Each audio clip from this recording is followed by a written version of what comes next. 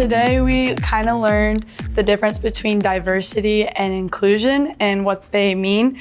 And so an analogy that my teacher once told me was that getting invited to a party is like diversity. Everyone's there, everyone's invited, but getting invited to dance at the party, that's inclusion. Anything in All-Star kind of has different roles. I feel like this is kind of where diversity lacks in All-Star because everyone has that set stereotype of what each role, like how each role is filled. Mm-hmm. What people perceive and they kind of, it's like what you think a cheerleader is, right? Mm-hmm. And I think even for me, it may be based off of where you grow up or where you are, or cheer or dance, right? Where you're kind of encompassed in. The traditional idea is like a tan, a fit, like mid-size height, long hair, lighter colored hair, right? Yeah. Is a cheerleader that you're gonna think of when you think, oh, cheer. And it may even be different for us versus outside people who are seeing sideline and et cetera, or seeing certain dancers in certain situations, right? Like there's that perspective that isn't really truly showing, right, the people that are here right now even, so. And that seems to make it difficult for our sport to grow and to bring in more people because they think, oh, there's no space for me. Mm-hmm. I don't have a place there.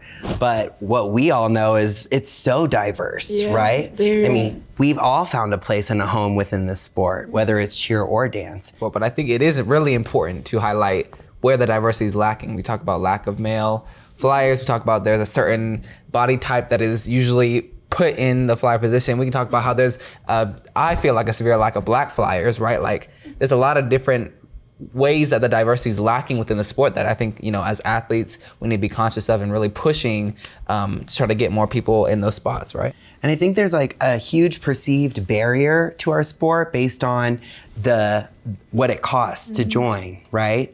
And I think that brings us again to, you know, whether somebody's income level at home or what community they're a part of growing up in will determine whether they can join the sport or not. Like diversity in terms of who is able to participate. And you touched on the economic, and I think that's an important piece just for the fact that like different communities have different, like historically have different wealth statuses, right? And you have like a black community and a white community, and you have this expensive sport because cheer is expensive, right? Mm-hmm. Of course, you're gonna see more white faces than black faces, right? And there are a lot of resources, but it is also difficult, you know, maybe if your family is working 3 jobs and you have to pick up some slack while you're trying to go to school, while you have to worry about your cousin who's in jail, whatever it may be, right? Mm-hmm. Like there's a lot of things that keep people out of the sport. So I think, I mean, in the economic aspect, I think there definitely is a lot of work to be done. I think there's like a duty, right? I think we all play different roles in this aspect as athletes to get more people into dance or into cheer from my own communities, right? Like those of us who are from these communities, right, we can go and tell people like, hey, look it, I know all these people who are doing this. I come from this community. You can see me, I'm doing this. Here's a video of me.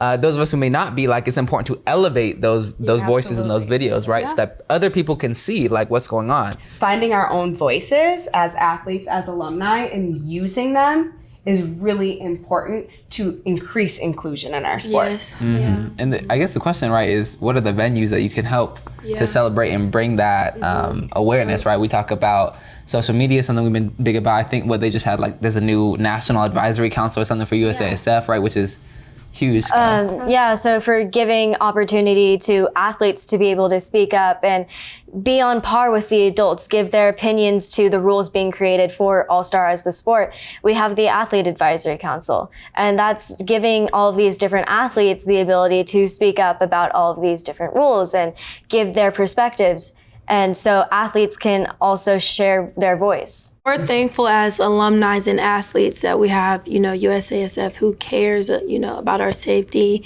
and about our opinions. And, it's also, it makes me, feel good that they care about how I'm feeling as an athlete. They really are putting the All-Star athletes first. Right, but I think it's important to hone in on like the synthesis of the two, right? We have a venue, but we also have discussed this lack of black faces or face of minority or male faces, right? I looked at it, I want to say a couple times, and I only remember seeing 3 or 4 black faces or 2 or 3 guys. Mm-hmm. And I know there's more diversity in the sport, right? Yes. But that's just because we need to be pushing it out and being like, hey, like, let's get on there. If you are that kind of person to step up, right? Be on that front face, be that person who's showing people I'm black or I'm Latinx, whatever it is, and I can do this. Yeah. Spread the word about it. Exactly. Yeah, like a lot of kids don't think their race is you know, a part of, you know, our cheer community. I'm just like, dude, any race is a part, you know, it's a part of this family, because the cheer community, we are a family. And Open arms. Open arms. We'll, any race, purple, green, like, we don't care. We're gonna accept you no matter what. And that's, you know, that's one thing the cheer community has helped me with a lot, is because, you know, when I started, I didn't look a certain way, and I was just like, I don't think this is gonna work out. But, you know, my cheer community helped me, you know, with those issues by saying, there's people out there that, you know, dream to do what you do and look the way you do. So I thank my cheer community for helping me with that issue.